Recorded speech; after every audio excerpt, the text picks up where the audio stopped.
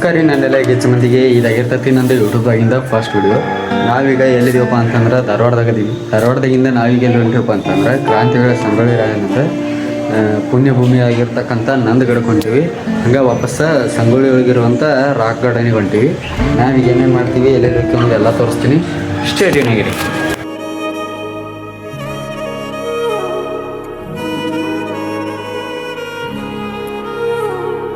ನಿನ್ನ ಜೊತೆ ನನ್ನ ಕಥೆ ಒಂದೊಂದು ಸಾಲು ಜೀವಿಸಿದೆ.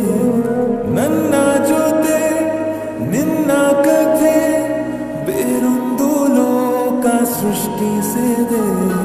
ಎಂದು ಹೀಗೆ ಆಗಿರಲ್ಲ, ಏನು ಇದರ ಸೂಚನೆ. ನೂರು ವಿಷಯ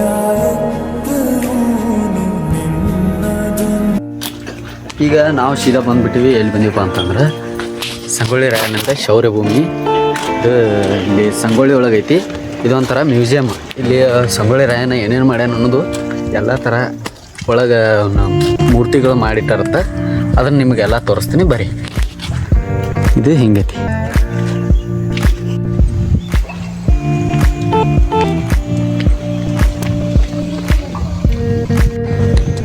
ಈಗ ನಾವು ಒಳಗೆ ಬಂದ್ಬಿಟ್ಟಿವಿ. ಇದು ಫಸ್ಟಿಗೆ ವೀರಪ್ಪ ದೇಸಾಯಿ ಅರಮನೆ ಅಂತ ಹೇಳಿದ್ದೆ. ಈಗ ಇದೇನು ಕಾಣಕತ್ತಲ್ಲ, ಇದು ವೀರಪ್ಪ ದೇಸಾಯಿ ಅವರ ಅರಮನೆ ನೋಡ್ರಿ.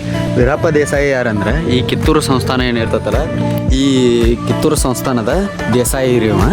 ಇವನ ಸಂಸ್ಥಾನದಾಗ ರಾಯಣ್ಣವ್ರ ಅಜ್ಜ ರೋಗಪ್ಪ ಕೆಲಸ ಮಾಡ್ತಿರ್ತಾನೆ ನೋಡ್ರಿ. ಇಲ್ಲೇನು ಕಾಣಕತ್ತಾರಲ್ಲ, ಇವರು ರಾಯಣ್ಣನ ಅಜ್ಜ ರೋಗಪ್ಪ ಅಂತೇಳಿ. ಇವರಿಗೆ ದೇಸಾಯಿ ಮನೆತನದ ವೀರಪ್ಪ ದೇಸಾಯಿ ಅವನ ಶೌರ್ಯವನ್ನು ಮೆಚ್ಚಿ 1000 ಒಂಟೆ ಸರ್ದಾರ ಎಂಬ ಬಿರುದನ್ನು ಕೊಡಾಕತ್ತಾರ. ಈ ಸಂದರ್ಭದಲ್ಲಿಂದ ಇದೆಲ್ಲ ದೇಸಾಯಿ ಮನೆತನದನ್ನು ವಾಡೇರಿ.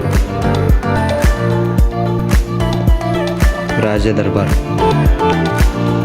ಇಲ್ಲಿ ಶೌರ್ಯ ಭೂಮಿಯನ್ನು ಯಾವ ರೀತಿ ನಿರ್ಮಿಸ್ಯಾರ ಅಂದ್ರೆ, ಆಗಿನ ಕಾಲದಾಗ ಎಂಥ ರಾಜಮನೆತನಗಳು ಮತ್ತು ವಾಡೆಗಳು ಯಾವ ರೀತಿ ಒಳಗಿದ್ವಲ್ಲ ಅದೇ ರೀತಿ ನಿರ್ಮಿಸ್ಯಾರ ನೋಡ್ರಿ. ಹಾಗೆ ಇಲ್ಲಿ ಮುಂದೆ ಬಂದೀವಿ. ಇಲ್ಲಿ ರಾಯಣ್ಣ ಕುಸ್ತಿ ಆಡಿ ಕುಸ್ತಿ ಗೆದ್ದಂಥ ಪ್ರಸಂಗ ಇದು. ಇದೇನು ಕಾಣಾಕತ್ತಲ್ಲ, ಇಲ್ಲಿ ಕುಸ್ತಿ ಅಂತ ಪ್ರಸಂಗ ನೋಡ್ರಿ. ಹಂಗೆ ಮುಂದೆ ಬಂದೀವಿ. ಇಲ್ಲಿ ರಾಯಣ್ಣ ಮತ್ತು ಇತರರು ಎಲ್ಲರೂ ಕುಸ್ತಿ ಕಲಿಯುವಂಥ ಗರಡಿ ಮನೆ ನೋಡ್ರಿ. ಗರಡಿ ಮನೆ ಒಳಗೆ ಈ ರೀತಿ ಕುಸ್ತಿಯನ್ನು ಕಲಿಸುವಂಥ ಇದು ಇರ್ತೈತಿ. ಹಂಗೆ ಮುಂದೆ ಬಂದೀವಿ. ಇಲ್ಲಿ ಗರಡಿ ಮನೆಯಕ್ಕಿಂತ ಮೊದಲು ಮಾಡುವಂಥ ತಾಲೀಮ್ ಮಾಡಾಕತ್ತಾರೆ ನೋಡ್ರಿ. ಇದೇ ರೀತಿ ತಾಲೀಮ್ ಮಾಡಿ ಮುಂದೆ ಹೋಗ್ತಾರೆ. ಹಂಗೆ ಇದೇನು ಕಾಣಾಕತ್ತಲ್ಲ, ಇದು ಕತ್ತಿ ವರ್ಷ ಕಲಿಯೋದು ನೋಡ್ರಿ. ಇಲ್ಲಿ ಕಾಣೋರು ಇವರು ಕತ್ತಿ ವರ್ಷ ಕಲ್ಸಾಕತ್ತಾರ. ಇಲ್ಲಿ ರಾಯಣ್ಣ ಹಂಗೆ ಸಂಗಡಿಗರು ಎಲ್ಲರೂ ಕತ್ತಿ ವರ್ಷ ಕಲಿಯಾಕತ್ತಾರ. ಇದೇನು ಕಾಣಾಕತ್ತಲ್ಲ, ಇದು ಸಂಗೊಳ್ಳಿ ಒಳಗಿನ ಅರಮನೆ ನೋಡ್ರಿ. ಇಲ್ಲಿ ಒಬ್ರು ಅಜ್ಜಾರು ಸಂಗೊಳ್ಳಿ ರಾಯಣ್ಣನ ಡೈಲಾಗ್ ಹೇಳಾಕತ್ತಾರ, ಕೇಳ್ಕೊಂಬರ್ರಿ.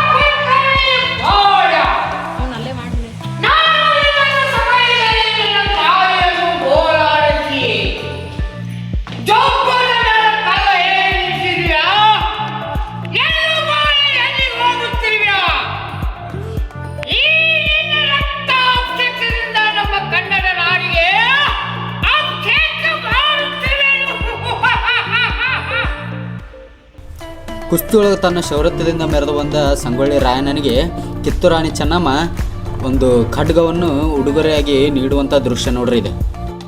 ರಾಯಣ್ಣನ ಎನರ್ಜಿ ಇರುವಂತಹ ಮುತ್ಯ ಮತ್ತೊಂದು ಡೈಲಾಗ್ ಹೇಳತ್ತಾನ ನೋಡ್ರಿ.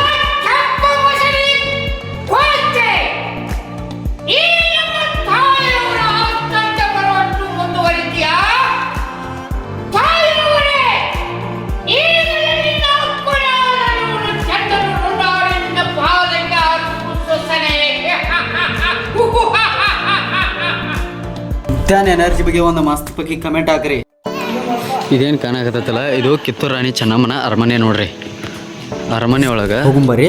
ಈಗ ಇಲ್ಲಿ ಈ ಕೋಟೆ ಒಳಗೆ ಯಾವ ಪ್ರಸಂಗ ನಡೆಯಾಕತ್ತಪ್ಪ ಅಂತಂದ್ರೆ, ಕಿತ್ತೂರು ರಾಣಿ ಚೆನ್ನಮ್ಮ ಮಲ್ಲ ಸರ್ಜೆ ಎಂಬ ಬಾಲಕನನ್ನು ದತ್ತು ತಗೊಂಡು ತನ್ನ ಪಟ್ಟಕ್ಕೆ ಪಟ್ಟಾಧಿಕಾರಿಯನ್ನು ಮಾಡುವ ಸಂದರ್ಭದೊಳಗೆ ಧಾರವಾಡದ ಜಿಲ್ಲಾಧಿಕಾರಿಯಾದ ತ್ಯಾಕರೆ ಈ ದತ್ತಕವನ್ನು ಮಾನ್ಯ ಮಾಡಲಿಲ್ಲ ನೋಡ್ರಿ. ಅವಾಗ ಕಿತ್ತೂರು ರಾಣಿ ಚೆನ್ನಮ್ಮ ಸರ್ದಾರ ಗುರುಸಿದ್ದಪ್ಪನವರು ಆಂಗ್ಲರ ದತ್ತಕ ನೀತಿಯನ್ನು ವಿರೋಧಿಸಿ ಸಂಗೊಳ್ಳಿ ರಾಯಣ್ಣ ಪ್ರತಿಕ್ರಿಯೆ ನೀಡುವಂಥ ಸಂದರ್ಭ ನೋಡ್ರಿ. ಇಲ್ಲೇನು ಕಾಣಕತ್ತಲ್ಲ, ಇದು ರಾಣಿ ಚೆನ್ನಮ್ಮನ ಕರ್ಕೊಂಡು ಹೋಗುವಂಥ ಜಟಕಾ ಬಂಡಿ ಆಗಿರ್ತದೆ ನೋಡ್ರಿ. ಕಿತ್ತೂರು ಸಂಸ್ಥಾನದಾಗ ಜರುಗಿದ ದತ್ತಕ ಪ್ರಕರಣ ಕಾನೂನು ಬಾಹಿರ ಎಂಬ ಜಿಲ್ಲಾಧಿಕಾರಿ ತ್ಯಾಕರೆಯ ನುಡಿ 1824 ಅಕ್ಟೋಬರ್ 23 ತ್ಯಾಕರೆ ಕೋಟೆ ಬಾಗಿಲು ತೆಗಿಯಾಕ 24 ನಿಮಿಷ ಟೈಮ್ ಕೊಡ್ತಾನ್ರಿ. ಅದ ಗಡುವು ನೀಡಿದ ಟೈಮ್ದಾಗ ಕೋಟೆ ಬಾಗಿಲು ತೆಗಿತಿದ್ದಂಗೆ ಯುದ್ಧ ಪ್ರಾರಂಭ ಆಗಿಬಿಡ್ತೈತಿ. ಈ ಯುದ್ಧ ನಡೆಯುವ ಪ್ರಸಂಗನ ಇಲ್ಲಿ ಮುಂದೆ ಕಾಣಕತ್ತೈತಿ. ಯುದ್ಧ ಮಾಡಂದ್ರೆ ಇಲ್ಲಿ ಇವಂಗೆ ಆಶೀರ್ವಾದ ಮಾಡಕತ್ತಾನ ನೋಡ್ರಿ ಇವ. ಹೊಳ್ಳಿ ಇವರು ಯುದ್ಧ ಮಾಡ್ರಪ್ಪ ಅಂತಂದ್ರೆ ಬರ್ತ ಸೆರೆ ಭಾಳ ಕುಡಿಸಿಬಿಟ್ಟಾರ ಇವಂಗೆ. ಹಿಂಗಾಗಿ ಮುಕ್ಕೊಂಬಿಟ್ಟ ನೀವು. ಸೂರ್ಯ ಮುಳುಗದ ಸಾಮ್ರಾಜ್ಯ ಅಂತೇಳಿ ಪ್ರಸಿದ್ಧಿ ಆಗಿರುವಂಥ ಬ್ರಿಟಿಷ್ ಸಾಮ್ರಾಜ್ಯನ ಸೋಲಿಸಿ ಬಂದಂಥ ಕಿತ್ತೂರು ರಾಣಿ ಚೆನ್ನಮ್ಮನ ಸೈನ್ಯ ಇಲ್ಲೇನು ಸಂಭ್ರಮ ಪಡುವಂಥ ಸಂದರ್ಭ ನೋಡ್ರಿ ಇದು. ಇಲ್ಲೇನು ಕಾಣಕತ್ತಲ್ಲ ಸಾಕ್ಷಾತ್ ನಂದಿ ಲಾಂಛನ, ಇದೇನಾಗಿರ್ತೈತಿ ಕಿತ್ತೂರು ಸಂಸ್ಥಾನದ ಮೂಲ ಲಾಂಛನ ಆಗಿರ್ತೈತಿ ರೀ. ಇದೇನು ಕಾಣಕತ್ತಲ್ಲ ಇದು 2ನೇ ಆಂಗ್ಲೋ ಕಿತ್ತೂರು ಯುದ್ಧ ನೋಡ್ರಿ. 1ನೇ ಆಂಗ್ಲೋ ಕಿತ್ತೂರು ಯುದ್ಧದೊಳಗೆ ಧಾರವಾಡದ ಜಿಲ್ಲಾಧಿಕಾರಿ ಆಗಿರತಕ್ಕಂಥ ತ್ಯಾಕರೆನ ಸಾಯ ಹಣದ್ ಬಿಟ್ಟಿರ್ತಾರೆ. ಅದರ ಸಲುವಾಗಿ ಆಂಗ್ಲೋದವರು ಈಗ ಕಿತ್ತೂರು ಸಂಸ್ಥಾನದಂತೇಳಿ ಸಂಧಾನ ಮಾಡ್ಕೊಳಕ್ಕೆ ಬಂದಿರ್ತಾರೆ. ಆ ಸಂಧಾನ ಪ್ರತಿಫಲ ಆಗಲಿಲ್ಲ. ಈ ಮಾತಿಗೆ ತಪ್ಪಿದ ಚಾಪ್ಲಿನ್ 1824 ಡಿಸೆಂಬರ್ 3ರಂದು ಯುದ್ಧವನ್ನು ಸಾರಿ ಬಿಡ್ತಾನೆ. ಈ ಸಿದ್ಧತೆ ಇರಲಾರ ಸಂಬಂಧ ಕಿತ್ತೂರಿನ ಸಂಸ್ಥಾನ ಏನೈತಿ ಇದು ಸೋಲನ್ನು ಒಪ್ಪುವಂಥ ಪರಿಸ್ಥಿತಿ ಬಂದುಬಿಡ್ತದೆ ನೋಡ್ರಿ. ಯುದ್ಧ ಗೆದ್ದ ಕೂಡಲೇ ಕೋಟೆ ಮೇಲೆ ತಮ್ಮ ಧ್ವಜ ಹಾರಿಸ್ಬೇಕಂತೇಳಿ ಕೋಟೆ ಕಾವಲಿಗೆ ನಿಂತಿದ್ದ ಸಂಗೊಳ್ಳಿ ರಾಯಣ್ಣನ ತಂದೆ ಭರಮಪ್ಪನನ್ನು ಸಹಾಯ ಹೊಡೆದು ತಮ್ಮ ಧ್ವಜ ಹಾರಿಸುವ ಸಂದರ್ಭ ನೋಡ್ರಿ. 2ನೇ ಆಂಗ್ಲೋ ಮತ್ತು ಕಿತ್ತೂರು ಯುದ್ಧದ ಸಂದರ್ಭದೊಳಗೆ ಸೆರೆ ಸಿಕ್ಕ ಸೈನಿಕರಲ್ಲಿ ರಾಯಣ್ಣ ಮತ್ತು ಅವನ ಸಂಘಟಕರನ್ನು ಹಿಡಿದು ಬಿಟ್ಟಿರ್ತಾರೆ ನೋಡ್ರಿ. ಇದೇನು ಮುಂದೆ ಕಾಣಕತ್ತಲ್ಲ ಅದ ಸೆರೆ ಸಿಕ್ಕ ಸೈನಿಕರನ್ನು ಬ್ರಿಟಿಷ್ ಸರ್ಕಾರ ಬಿಟ್ಟು ಕಳ್ಸಾಕತ್ತೈತಿ ನೋಡ್ರಿ. ಧಾರವಾಡ ಜೈಲಿನಿಂದ ಬಿಡುಗಡೆಯಾದ ಸಂಗೊಳ್ಳಿ ರಾಯಣ್ಣ ಮತ್ತು ಅವರ ಸಹಚರರು ತಮ್ಮ ಕೋಟೆಯ ಬಾಗಿಲುಗಳು ಒಡೆದಿರುವಂಥ ಪರಿಸ್ಥಿತಿಯನ್ನು ನೋಡಿ ಮರುಗುತ್ತಿರುವ ಸಂದರ್ಭ ನೋಡ್ರಿ ಇದು. ಕಿತ್ತೂರು ಯುದ್ಧದಲ್ಲಿ ಬಂಧಿತರಾಗಿ ರಾಣಿ ಚೆನ್ನಮ್ಮ ಮತ್ತು ವೀರಮ್ಮ ಮತ್ತು ಜಾನಕಿ ಅವರನ್ನು ಧಾರವಾಡ ಜಿಲ್ಲಾಧಿಕಾರಿ ನಿವಾಸದಲ್ಲಿ ಇಲ್ಲಿ ಬಂಧಿಸಿಟ್ಟಿರ್ತಾರೆ ನೋಡ್ರಿ. ಈ ಬಂಧನದೊಳಗೆ ರಹಸ್ಯವಾಗಿ ಮಾತುಕತೆ ಆಡಲು ಸಂಗೊಳ್ಳಿ ರಾಯಣ್ಣ ಜಂಗಮನ ವೇಷದಲ್ಲಿ ರಾಣಿ ಚೆನ್ನಮ್ಮಗ ಭೇಟಿಯಾಗಕ್ಕೆ ಬಂದಿರುವಂಥ ಸಂದರ್ಭ ನೋಡ್ರಿ ಇದು. ಸಂಗೊಳ್ಳಿ ರಾಯಣ್ಣ ಮತ್ತು ಅವನ ಸಂಗಡಿಗರು ಪಶ್ಚಿಮ ಘಟ್ಟದ ಕಾಡಿನ ಮಧ್ಯದಲ್ಲಿರುವ ಒಂದು ಗುಹೆಯೊಳಗೆ ಅವರೆಲ್ಲರೂ ಸಮಾಲೋಚನೆ ನಡೆಸುವಂಥ ಇದು ನೋಡ್ರಿ ಈ ಗುಹೆ. ಈ ಹೋರಾಟದ ರೂಪದಲ್ಲಿ ಈ ಗುಹೆಯೊಳಗೆ ಕುಂತ ಯಾವ ರೀತಿ ಯುದ್ಧವನ್ನು ಸಂಚು ಮಾಡಾಕತ್ತಾರೆ, ಯಾವ ರೀತಿ ನಮಗೆ ಸಾಮಗ್ರಿಗಳು ಬೇಕು ಅನ್ನೋದನ್ನು ಇಲ್ಲಿ ಕುಂತ್ಕೊಂಡು ಅವರು ಸಂಚು ಹಾಕುವಂಥ ಸಂದರ್ಭ ನೋಡ್ರಿ. ಅದ ಗುಹೆಯೊಳಗೆ ತಮಗೆ ಬೇಕಾದಂಥ ಸಾಮಗ್ರಿಗಳನ್ನು ತಯಾರು ಮಾಡುವ ಪ್ರಸಂಗ ರೀ. ಬ್ರಿಟಿಷ್ ಸರ್ಕಾರ 1829ರೊಳಗೆ ಇನಾಮ್ ಕಾಯ್ದೆಯನ್ನು ಜಾರಿಗೆ ತರ್ತೈತಿ. ಇದು ಕಂದಾಯ ಕೇಳುವಂಥ ಕಾಯ್ದೆ ರೀ. ಇದನ್ನು ಕೇಳಾಕ ಕುಲಕರ್ಣಿ ಬಂದಿರ್ತಾನೆ. ಕುಲಕರ್ಣಿ ಮೇಲೆ ರಾಯಣ್ಣ ಹಲ್ಲೆ ನಡೆಸ್ತಾನೆ. ಅದರ ಸಲುವಾಗಿ ಅವನ್ನ ಜೈಲಿಗೆ ಹಾಕ್ತಾರೆ ನೋಡ್ರಿ.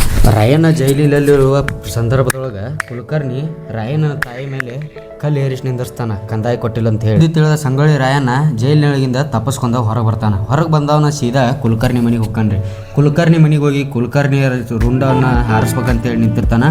ಅವಾಗ ಅವನ ಹೆಂಡತಿ ಸಂಬಂಧ ಅವನ್ನ ಸುಮ್ಮ ಬಿಟ್ಟು ಬರ್ತಾನೆ. ಕುಲಕರ್ಣಿ ಮೇಲೆ ಹಲ್ಲೆ ಮಾಡಿದ್ದು ಕೇಳಿಸ್ಕೊಂಡು ಸಂಬಗ ಅಮಲ್ದಾರ ಯಾರ್ಯಾರು ಕಂದಾಯ ಕಟ್ಟಿಲ್ಲ ನೋಡು ಅವ್ರ ಹೊಲಗಳನ್ನೆಲ್ಲ ಮುಟ್ಟುಗೋಲು ಹಾಕ್ತಾನಂತ ನೋಡಿ. ಮುಟ್ಟುಗೋಲು ಅಂದ್ರೆ ಸೀಸ್ ಮಾಡಿಬಿಡ್ತಾನಂತ. ಅದರ ಸಲುವಾಗಿ ಎಲ್ಲರೂ ಕೂಡಿ ಮತ್ತೊಂದು ಯುದ್ಧ ಮಾಡ್ತಾರೆ. ಇಲ್ಲಿ ಏನು ಕಾಣಕತ್ತಾನಲ್ಲ ಇವ ಸುರಪುರ ಸಂಸ್ಥಾನದ ದರೋಡೆಕೋರ. ಇವನ್ನ ಸಹಾಯ ಹೊಡೆದು ಅಲ್ಲಿ ಸುರಪುರದ ನಾಯಕನ ಹತ್ತಿರ ಇವನು ಚೆಂಡು ಒಯ್ದು ನಮಗೆ ಸಹಾಯ ಬೇಕಾಗೈತಿ, ನಿಮ್ಮ ದರೋಡೆಕೋರನನ್ನು ನಾವು ಸಹಾಯ ಹೊಡೆದೀವಿ, ನೀವೀಗ ನಮಗೆ ಸಹಾಯ ಮಾಡ್ಬೇಕಂತೇಳಿ ಹೇಳಾಗತ್ತಾನ. ಅವಾಗ ಸುರಪುರದ ನಾಯಕರು ಸಂಗೊಳ್ಳಿ ರಾಯಣ್ಣನ ಸೈನ್ಯದ ಜೋಡಿ ಸೇರಿ ತಾವು ಸಹಾಯ ಮಾಡಕ್ಕೆ ಬರ್ತಾರೆ ನೋಡ್ರಿ. ಯಾವಾಗ ಸುರಪುರದ ನಾಯಕರು ಇವ್ರ ಜೋಡಿ ಸೇರ್ತಾರಲ್ಲ ಇವ್ರ ಸೈನ್ಯ ತೀರ ಗಚ್ಚಾಕತ್ರಿ. ಅವಾಗ 6 ಜನವರಿ 1830ರಂದು ಈ BD ಅಮಲ್ದಾರ್ ಕಚೇರಿಗೆ ಎಲ್ಲರೂ ಮುತ್ತಿಗೆ ಹಾಕ್ತಾರೆ. ಅಲ್ಲಿ ಹೋಗಿ ಈ ಕಚೇರಿಗೆ ಬೆಂಕಿ ಹಚ್ತಾರೆ ನೋಡ್ರಿ. ಹಂಗೆ ಅದ ಅಲ್ದ ಖಾನಾಪುರದ ಇದು ಪೊಲೀಸ್ ಸ್ಟೇಷನ್ ನೋಡ್ರಿ. ಇದ್ರ ಮೇಲೆ ದಾಳಿ ಮಾಡ್ತಾರೆ ಅವರು. ಸಂಗೊಳ್ಳಿ ರಾಯಣ್ಣ ಮತ್ತು ಸಹಚರರು ಬ್ರಿಟಿಷ್ ಸರ್ಕಾರದ ಮೇಲೆ ಅದ್ದೂರಿ ವಿಜಯನ ಸಾಧಿಸಿ ಹುಟ್ಟೂರಿಗೆ ವಾಪಸ್ ಬರ್ತಾರೆ. ಗ್ರಾಮದ ಜನರು ಕೊಂಬು ಕಹಳೆ ಮತ್ತು ನಗಾರಿ ಬಾರಿಸುತ್ತಾ ಅವ್ರನ್ನ ವಿಜೃಂಭಣೆಯಿಂದ ಸ್ವಾಗತ ಮಾಡ್ಕೋತಾರೆ. ಈ ಸಂಭ್ರಮವನ್ನು ನೋಡಿ ಬ್ರಿಟಿಷರಿಗೆ ಹೊಟ್ಟೆ ಉರಿತೈತಿ. ಅದರ ಸಲುವಾಗಿ ಅವ್ನು ಹಿಡಿಬೇಕಂತೇಳಿ ಸಂಚು ರೂಪಿಸುವಂಥ ಸಂದರ್ಭ ನೋಡ್ರಿ. ಇದೇನು ಕಾಣಾಗತ್ತಲ್ಲ ಡೋರಿ ಹಳ್ಳ. ಅವರೆಲ್ಲ ಅಲ್ಲಿ ಸಂಚು ರೂಪಿಸ್ಕೊಂಡು ಬಂದು ಈ ಡೋರಿ ಹಳ್ಳದೊಳಗೆ ಸ್ವಂತ ಮಾವನಾದ ಪಟ್ಟದಮ್ಮನವರ ಲಕ್ಕಪ್ಪ ಅಂತ ಹೇಳಿ ಇವ ರಾಯಣ್ಣಗ ಮೋಸ ಮಾಡಿ ಹಿಡಿದು ಕೊಡ್ತಾನೆ ನೋಡಿ. ಏಪ್ರಿಲ್ 8, 1830ರಂದು ಸಂಗೊಳ್ಳಿ ರಾಯಣ್ಣನ ಬಂಧನ ಮಾಡ್ತಾರೆ. ಬಂಧನ ಮಾಡಿ ಹಿಡ್ಕೊಂಬಂದು ಇಲ್ಲಿ ಕೋರ್ಟ್ನಾಗ ಇಲ್ಲೆಲ್ಲ ವಿಚಾರಣೆ ಮಾಡಿ ಜನವರಿ 26, 1830ರಂದು ಇವರನ್ನು BD ತಾಲೂಕಿನ ನಂದಗಡ ಗ್ರಾಮದೊಳಗೆ ಗಲ್ಲು ಶಿಕ್ಷೆಗೆ ಘೋಷಿಸ್ತಾರೆ. ಪ್ರಸಂಗ ಏನೈತೆ ಅಲ್ರಿ ಇದು ಭಾಳ ದುಃಖಕರ ಪ್ರಸಂಗ ಆಗಿರ್ತೈತಿ. ಈ ಒಂದು ಪ್ರಸಂಗದಾಗ ಇಡೀ ಊರಿನ ಜನನ ಕಣ್ಣೀರು ಹಾಕಕತ್ತಿರ್ತಾರೆ. ರಾಯಣ್ಣನ ಗಲ್ಲಿಗೆ ಏರಿಸುತ್ತ ಸಂದರ್ಭ ನೋಡ್ರಿ.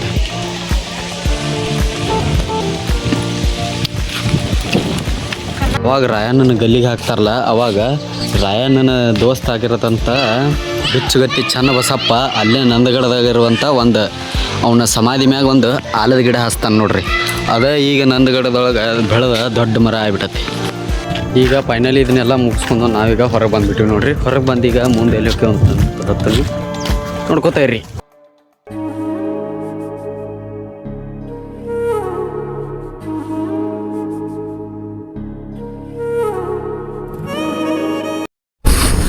ನಾವೀಗ ಅದನ್ನೆಲ್ಲ ನೋಡ್ಕೊಂಡು ಸೀದಾ ಎಲ್ಲಿ ಬಂದೀವಪ್ಪ ಅಂತಂದ್ರೆ ರಾಯಣ್ಣನ ಪುಣ್ಯಭೂಮಿ ಆಗಿರ್ತಕ್ಕಂಥ ನಂದಗಡಕ್ಕೆ ಬಂದೀವಿ. ಅವತ್ತೇನು ರಾಯಣ್ಣನ ಗಲ್ಲಿಗೇರಿಸಿದ ನಂತರ ಬಿಚ್ಚುಗತ್ತಿ ಚನ್ನಬಸಪ್ಪನ ಒಂದು ಆಲದ ಮರ ನೆಡ್ತಾನಲ್ಲ, ಅದೇ ಆಲದ ಮರದ ಕೆಳಗೆ ಒಂದು ರಾಯಣ್ಣನ ಮೂರ್ತಿ ಇಟ್ಟು ಗುಡಿ ಥರ ಮಾಡ್ಯಾರ.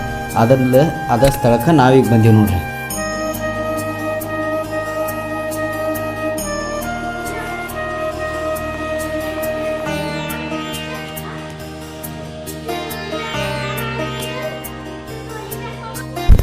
ಇದೇನು ಕಾಣಕತ್ತಲ್ಲ ಇದೇ ಸ್ಥಳ ನೋಡ್ರಿ. ರಾಯಣ್ಣ ಮತ್ತು ಅವನ ಸಂಗಡಿಗರನ್ನ ಗಲ್ಲಿಗೆ ಹಾಕಿದ್ದ ಸ್ಥಳ ಇದು. ಇದೇನು ಕಾಣಕತ್ತಲ್ಲ ಇದೇ ನೋಡ್ರಿ ಸಂಗೊಳ್ಳಿ ರಾಯಣ್ಣನ ನಿಜವಾದ ಸಮಾಧಿ. ಇಲ್ಲಿದೆಲ್ಲ ದರ್ಶನ ಮುಗಿಸ್ಕೊಂಡು ಹಾಗೆ ಚೆನ್ನಾಗೆಲ್ಲ ನೋಡ್ಕೊಂಡು ನಾವು ವಾಪಸ್ ನಮ್ಮ ಊರ ಕಡೆ ಹೊಂಟ್ಬಿಟ್ಟಿವಿ ನೋಡ್ರಿ. ಈ ವಿಡಿಯೋ ಇಷ್ಟ ಆಗಿರ್ತೈತಿ. ವಿಡಿಯೋ ಇಷ್ಟ ಆದ್ರೆ ಲೈಕ್ ಮಾಡಿರಿ, ಶೇರ್ ಮಾಡಿರಿ, ಹಂಗೆ ಸಬ್ಸ್ಕ್ರೈಬ್ ಮಾಡ್ಕೊರಿ. ಹಂಗೆ ವಿಡಿಯೋ ಹೆಂಗಾಗೈತೆ ಅನ್ನೋದು ಒಂದು ಮಸ್ತ್ ಪಕ್ಕಿ ಕಮೆಂಟ್ ಮಾಡಿರಿ. ಮತ್ತೆ ಮುಂದೆ ಸಿಗ್ತೀನಿ. ನಮಸ್ಕಾರ.